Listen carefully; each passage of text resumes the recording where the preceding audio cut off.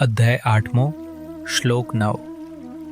જે કોઈ સર્વજ્ઞ, પ્રાચીન, સમગ્ર વિશ્વના શાસક, અણુ કરતાં પણ સૂક્ષ્મ, સર્વના આધારદાતા, અકલ્પ્ય સ્વરૂપના, સૂર્ય જેવા તેજસ્વી અને અંધકાર, અજ્ઞાન, પારના પર ધ્યાન કરે છે. મનને સતત બ્રહ્મના ચિંતનમાં રાખીને ભગવાન દ્વારા વચન આપવામાં આવ્યું છે કે ભક્ત પોતાનામાં એવો શક્તિશાળી અને દૈવી ગુણ વિકસાવી શકે છે કે પ્રસ્થાન સમયે એટલે મૃત્યુ સમયે અને આ જીવનમાં પણ તે સરળતાથી દૈવી વિચારોનો અહેસાસ કરી શકે છે. આ ત્યારે જ શક્ય બને છે જ્યારે ભક્તનું મન બ્રહ્મ પર સતત ચિંતનની પ્રક્રિયા દ્વારા મર્યાદિત વસ્તુઓના આવરણથી સંપૂર્ણપણે દૂર થઈ જાય. ભગવાન આ શ્લોકમાં અર્જુનને ધ્યાન કરનાર દ્વારા જેના પર ધ્યાન કરવું એની રેખા દર્શાવતી પૂરતી સામગ્રી પૂરી પાડે છે. ભગવાન દ્વારા ઉપયોગમાં લેવાતા યોગ્ય શબ્દો એક જ સત્યના વિવિધ સંકેતો છે. અનંત આત્મા સર્વત્ર એક હોવાથી તે એક જ ચેતના સિદ્ધાંત છે જે બધા વિવિધ સ્વરૂપોને પ્રકાશિત કરે છે. તેથી અહીં કોઈ એક શબ્દને પોતાનામાં સંપૂર્ણ સમજવો નહીં. સર્વજ્ઞતા. આત્માને શરતી જ્ઞાનની દુનિયા માનવામાં આવે છે, જેનો આપણે આજે પરમ જ્ઞાતા તરીકે અનુભવ કરીએ છીએ. તે કવિ છે. કવિનો અર્થ કવિતા બનાવવાવાળો થાય છે, પરંતુ વાસ્તવમાં તેનો અર્થ થાય છે ક્રાંતદર્શી. જે દૂર અને ઊંડાણમાં જોઈ શકે છે તે, જેના વિના કોઈ જ્ઞાન ક્યારેય શક્ય નથી, તેનો અર્થ થાય છે સર્વજ્ઞ. ઉદાહરણ તરીકે સૂર્યમંડળમાં સૂર્ય.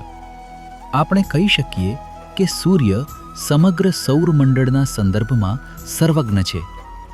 તેના કિરણો દરેક જગ્યાએ પ્રવેશ કરે છે અને ત્યાં શું છે તે પ્રગટ કરે છે. સૂર્યથી કંઈ છુપાયેલું નથી હોતું.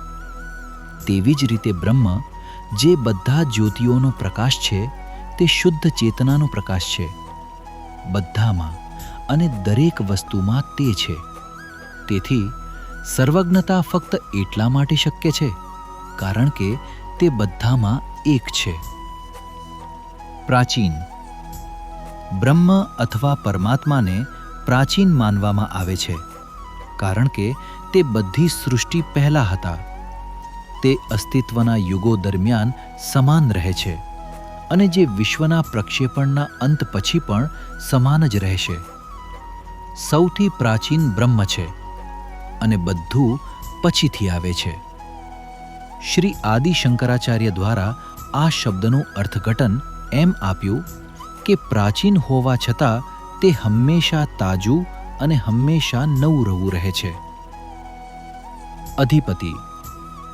અધિપતિ શબ્દ આ વ્યાખ્યાને ચીંધવા માટે થયો છે કે જો જાગૃતિનો સિદ્ધાંત આપણામાં રહેલી અનેક દૃષ્ટિકોણ શક્તિઓ પર પ્રભુત્વ ન રાખતો હોત તો આપણા માનસિક અને બૌદ્ધિક અનુભવોને આપણા જીવનકાળના અર્થપૂર્ણ અસ્તિત્વમાં સુમેળ સાધી શકાયો ન હોત. ચેતના એ ભાજ અનુભવોની સતત શ્રેણીનો સાર છે. તેમના નિયમ દ્વારા આખું વિશ્વ નિયંત્રિત થાય છે. પછી તે ગોળ ફરતું રહે છે. તારા વિશ્વો અને બીજું બધું પણ સાથે ફરતું રહે છે. અણુ કરતાં લઘુત્તમ. કોઈ પણ તત્વનો ભૌતિક રીતે વિભાજિત થઈ શકે તેવા સૌથી નાના કણનો પણ નાનો કણ, જે ત્યારે પણ એ તત્વના વિશિષ્ટ ગુણધર્મને જાળવી રાખે છે, તેને અણુ કહેવામાં આવે છે. અહીં એવું સૂચવવામાં આવ્યું છે કે આત્મા સૂક્ષ્મતામાં સૌથી સૂક્ષ્મ છે. સૂક્ષ્મનું ઉદાહરણ. જેમ પાણી બરફના ટુકડા કરતાં સૂક્ષ્મ માનવામાં આવે છે, પાણી ઉકાળતી વખતે આવતી વરાળ પાણી કરતાં સૂક્ષ્મ હોય છે, તે સૂચવે છે કે તે બધામાં ફેલાયેલું છે. બધાના પોષણકર્તા. અહીં પોષણકર્તાનો અર્થ એ છે કે દરેક વસ્તુને ટકાવી રાખનાર એવો આધાર. ઉદાહરણ. ચિત્રપટના પરિવર્તનશીલ સફેદ પડદાને તેના પર ચાલતી મનોરંજક ફિલ્મનું પોષણ કરતા ગણી શકાય છે. તેવી જ રીતે બ્રહ્મ વિશ્વની દરેક વસ્તુનો આધાર છે. અચિંત્ય રૂપ, અગમ્ય સ્વરૂપ. પહેલા ભાગમાં કહેવામાં આવ્યું છે કે બ્રહ્મ સર્વજ્ઞ, પ્રાચીન, સર્વાધિકારી, સૂક્ષ્મથી પણ સૂક્ષ્મ અને પોષણ આપનાર છે.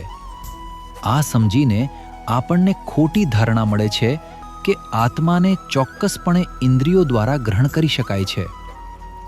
આ ધારણાને દૂર કરવા માટે ભગવાન કહે છે કે આત્મા અથવા શુદ્ધ ચેતના મસ્તક અથવા હૃદયની મર્યાદિત શક્તિથી કલ્પના કરી શકાતી નથી. તેથી ભગવાન કહે છે કે તે અકલ્પ્ય સ્વરૂપનું છે.